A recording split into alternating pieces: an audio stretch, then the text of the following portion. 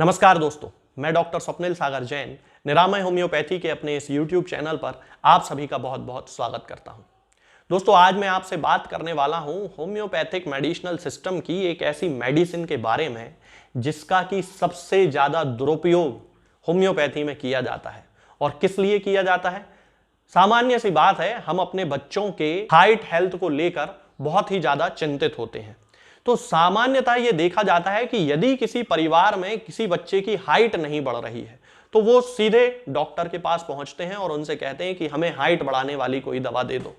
अब ज्यादातर होम्योपैथी में ऐसा कहा जाता है कि हाइट बढ़ाने वाली दवाएं बहुत अच्छी आती हैं और आती भी हैं। ये इसमें कोई शक नहीं है, कोई शंका नहीं है कि हाइट बढ़ाने वाली दवाएं नहीं आती। निश्चित रूप से दवाएं आती हैं, लेकिन एक साधारण सा प्रैक्टिशनर जिसे होम्योपैथी का कोई बेसिक नॉलेज नहीं है, वो सबसे पहले उठा के उसे बराइटा कार्ब देना शुरू कर देता है। अब जहां से उसको बराइटा कार्ब देना शुरू करते हैं तो माँ बाप ये सोचते हैं कि शायद मेरे बच्चे की हाइट बढ़ने लगेगी, लेकिन 6 महीने 8 महीने साल भर तक भी दवा खा लेने के बाद बराइटा कार्ब उस बच्चे की हाइट नहीं बढ़ा पाती है। तो सबसे ज्यादा जरूरी बात कि मैं आज आपसे बात करने वाला हूं बराइटा कार्ब के ही बारे में। अब बराइटा कार्ब ऐसी कोई मेडिसिन नहीं है जिससे आपके बच्चे की हाइट सामान्य परिस्थितियों में बढ़ाई जा सके। ये हाइट बढ़ाती है, बराइटा कार्ब से हाइट बढ़ती है, लेकिन किन परिस्थितियों में, मैं आपसे आगे इस वीडियो में बात करूंगा। फिलहाल आपके लिए सबसे पहली बात जो ये जानना जरूरी है वो ये है कि होम्योपैथी में ऐसी कोई बहुत ही खास, बहुत ही स्पेसिफिक या केवल एकमात्र उद्देश्य के लिए, जिसका उद्देश्य हाइट बढ़ाना हो, बच्चे की लंबाई बढ़ाना हो, ऐसी कोई दवा नहीं आती है। बहुत सारी दवाएं हैं जो बच्चों के शारीरिक और मानसिक लक्षणों के आधार पर काम करती हैं और धीरे धीरे उनकी शारीरिक संरचना में परिवर्तन आने लगते हैं, उनकी लंबाई बढ़ने लगती है। लेकिन उन केसेस में जहां की पेशेंट का जेनेटिकल स्ट्रक्चर यानी कि उसके आनुवांशिक लक्षण इस तरह के हैं, उसके माँ बाप की हाइट, दादा दादी की हाइट, नाना नानी की हाइट, मामा की हाइट, चाचा की हाइट, परदादा की हाइट, परदादी, परनाना, परनानी की हाइट काफी अच्छी रही हो, उन केसेस में यदि बच्चे को कोई समस्या हुई हो मानसिक या शारीरिक और उसकी हाइट बढ़ना कम हो गई हो तो ही होम्योपैथिक दवाओं से उनकी हाइट बढ़ाई जा सकती है। तो मैं बात कर रहा हूं बराइटा कार्ब के बारे में। बराइटा कार्ब होम्योपैथी में बहुत सारे फंक्शंस पे काम करती है और सबसे अच्छा जो काम इसका होता है वो देखा जाता है व्यक्ति के शारीरिक और मानसिक विकास में होने वाले अवरोध में। यानी कि आप लोगों ने अपने घर में ऐसे बहुत सारे बच्चे देखे होंगे जिनका कि मानसिक विकास नहीं हो पाता है उतना अच्छा जितना कि हम एक्सपेक्ट करते हैं। बहुत सारे बच्चे होते हैं, बहुत सारे एग्जाम्पल मैं आपको दे सकता हूं। सबसे पहला एग्जाम्पल, मान लीजिए कि आपके घर में कोई गेस्ट आता है, कोई अतिथि आया है और आपके घर में 3-4 बच्चे हैं। उनमें से एक बच्चा जो है गेस्ट को देखते ही, अतिथि को देखते ही अपनी मम्मी के या पापा के पीछे जाके छुप जाता है। ना ही उसे किसी से बात करना है, ना ही उसे किसी से कोई इंटरेक्शन करना है। उसको आप कह कह के रह जाते हैं कि भाई अपना नाम बता दो। वो जो आपका अतिथि है उससे बात करने की बहुत कोशिश करता है, लेकिन वो बच्चा किसी से बात नहीं करता है। तो बराइटा कार्ब उस बच्चे की मेडिसिन है। आपके घर में ऐसे बहुत सारे बच्चे होंगे जो कि किसी काम को सीखने में बहुत ही ज्यादा समय लगाते हैं। यदि 2 बच्चों का कंपैरिजन किया जाए आप ही के घर के, तो उन दोनों बच्चों में से एक बच्चा तो किसी काम को तुरंत सीख लेता है और बहुत अच्छे तरीके से उसको अमली जामा पहनाता है, बहुत अच्छे तरीके से उसको करता है। लेकिन एक दूसरा बच्चा उस काम को ही सीखने में उसे 100 से ज्यादा बार सिखाना पड़ता है और उसके बाद भी वो उतने अच्छे तरीके से उस काम को करना नहीं सीख पाता है। ऐसा उसके मानसिक विकास की कमजोरी के कारण होता है।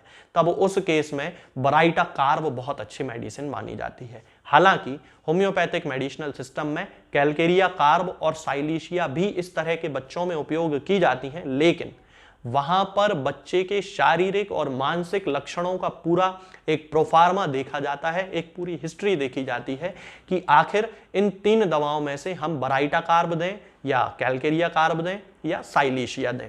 इसके अलावा नेट्रम्यूर भी एक मेडिसिन है, लेकिन उसका जो फंक्शन है वो थोड़ा सा अलग होता है। अब बराइटा कार्ब ना केवल शारीरिक और मानसिक विकास पे काम करती है, बल्कि जिन बच्चों को बार बार सर्दी जुकाम हो जाने के कारण टॉन्सिलाइटिस की समस्या डेवलप हो जाती है।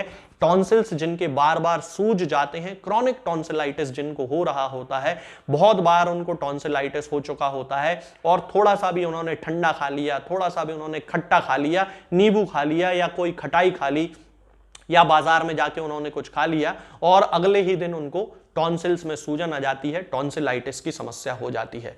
तो बराइटा कार्ब इस तरह के क्रॉनिक टॉन्सिलाइटिस, रिकरेंट टॉन्सिलाइटिस के केसेस में बहुत ही अच्छी, बहुत ही सशक्त मेडिसिन मानी जाती है, जो कि इस तरह के केसेस को 100% क्योर करने की क्षमता रखती है।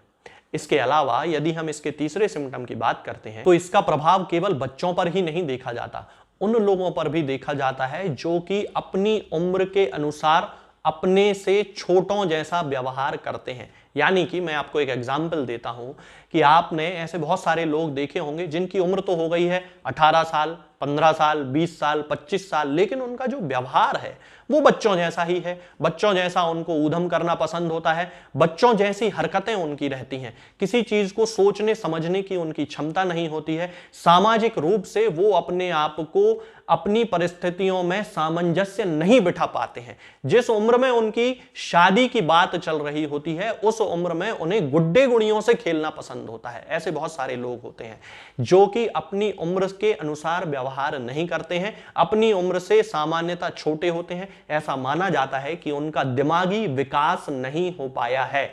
25-30 वर्ष की उम्र तक पहुंचते पहुंचते भी उनके दिमाग में उतना विकास नहीं हो पाया है। तो उन लोगों के लिए भी बराइटा कार्ब सबसे अच्छी दवाइयों में से एक मानी जाती है और अकेले बराइटा कार्ब का यूज करके ही बहुत सारे इस तरह के केसेस को ठीक भी किया जा चुका है। अब इसका जो पेशेंट होता है उसकी कुछ खास हरकतें होती हैं, कुछ खास शिकायतें होती हैं, जैसे कि उसे ठंड बिल्कुल भी सहन नहीं होती है, थोड़ी सी भी ठंड सहन करना उसके बस की बात नहीं होती है। सामान्य सी पंखे की हवा में भी उसे बहुत ज्यादा ठंड लगने लगती है और उसको रजाई या कंबल ओढ़ना ही पड़ता है। तो इस तरह के जो बराइटा कार्ब के जो पेशेंट होते हैं वो शीत प्रधान होते हैं, उनका शरीर की जो उनकी तासीर होती है वो ठंडी होती है, इसलिए उन्हें हवा बिल्कुल सहन नहीं होती, ठंड बिल्कुल सहन नहीं होती।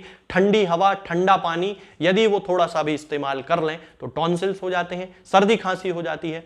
यदि किसी ऐसे व्यक्ति को जिसको कि खटाई खा लेने से या फिर कुछ ठंडा खा लेने से बार बार टॉन्सिल्स हो जाते हैं और खांसी चलती है, खांसी कैसी, जिसमें कि छाती में घड़-घड़ की आवाज आती है, कफ जम जाता है, म्यूकस जम जाता है और जब बच्चा या कोई बुजुर्ग या कोई बड़ा व्यक्ति खांसता है तो घड़-घड़ की आवाज आती है। तब उस कंडीशन में बराइटा कार्ब उस व्यक्ति के शारीरिक और मानसिक लक्षणों के आधार पर यदि दी जाती है तो कुछ ही दिनों में, यानी कि 7-8 दिन में ही 100% रिजल्ट ये दवा दे देती है और उस व्यक्ति की जो खांसी होती है वो पूरी तरह से बंद हो जाती है। इसके अलावा दोस्तों बराइटा कार्ब उन समस्याओं में भी बहुत अच्छा काम करती है जहां पर कि किसी ग्रंथि का, यानी कि किसी ग्लैंड का एनलार्जमेंट हो गया हो या फिर किसी कोशिका में वृद्धि हो गई हो। जैसे कि फॉर एन एग्जाम्पल आपने बहुत सारे बच्चे ऐसे देखे होंगे जिनको कि टॉन्सिलाइटिस के साथ साथ उनकी जो ग्लैंड्स होती हैं गले की, यहाँ के इस हिस्से में एक्जिला के नीचे, यानी कि यहाँ पर जो ग्रंथियां होती हैं, जो ग्लैंड्स होती हैं वो बड़ी हो जाती हैं। उन केसेस में भी बहुत अच्छे रिजल्ट देती है बराइटा कार्ब और 100% उस व्यक्ति को ठीक कर देती है। इसके साथ में आप लोगों ने देखा होगा कि कई बार पेशेंट को गैंग्लियन डेवलप हो जाता है। ज्यादातर जो गैंग्लियन है वो इस हिस्से में देखने को मिलता है, यहाँ की जो हड्डी होती है ऐसा लगता है कि वो हड्डी बढ़ गई है। तो वो जो गैंग्लियन है, क्योंकि वो एक वृद्धि है तो वहां पर एक एनलार्जमेंट है, तो उस केस में बराइटा कार्ब बहुत अच्छा काम करती है और वो जो गैंग्लियन वहां पर बन गया है वो बहुत जल्दी से उसको ठीक कर देती है। हालांकि रूटा और साइलीशिया भी उन केसेस में यूज की जाती है, लेकिन लक्षणों के आधार पर बराइटा कार्ब का उपयोग हम करते हैं। यदि हम इस व्यक्ति के या इस बच्चे के या इस बुजुर्ग के, यानी कि बराइटा कार्ब के पेशेंट के मानसिक लक्षणों की बात करते हैं तो किसी भी चीज की याददाश्त उसके अंदर बहुत ही मामूली रहती है, यानी कि एवरेज से भी बहुत कम, यानी कि वो किसी भी चीज को लंबे समय तक याद नहीं रख पाता है। मानसिक रूप से चूंकि वो इतना सशक्त नहीं है, इतना प्रतिभाशाली नहीं है कि वो किसी चीज को याद रख सके, इसलिए उसकी मेमोरी बहुत कम होती है। निर्णय लेने की क्षमता उसकी बहुत कम होती है। किसी भी चीज का निर्णय लेने में, समझने में ही उसे बहुत ज्यादा समय लग जाता है कि मैं ये काम करूं या वो काम करूं। तो इस तरह इर्रिजोल्यूशन की एक स्थिति उसके अंदर होती है और इसका जो मुख्य कारण होता है उसका दिमागी विकास सही से ना हो पाना होता है।